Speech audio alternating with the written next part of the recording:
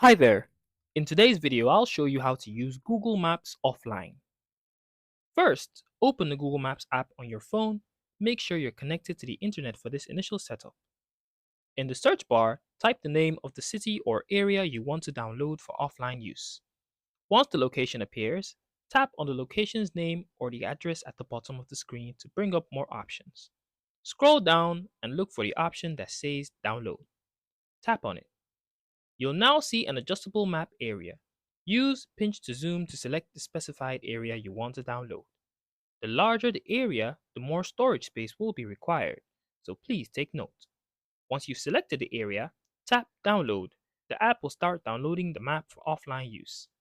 To access the map later, tap on the profile icon in the top right corner of your Google Maps home screen. Then select Offline Maps. Here you'll find the downloaded maps which you can even use without an internet connection. When you're offline, Google Maps will still allow you to search for locations, get driving directions, and use turn by turn navigations within the downloaded area.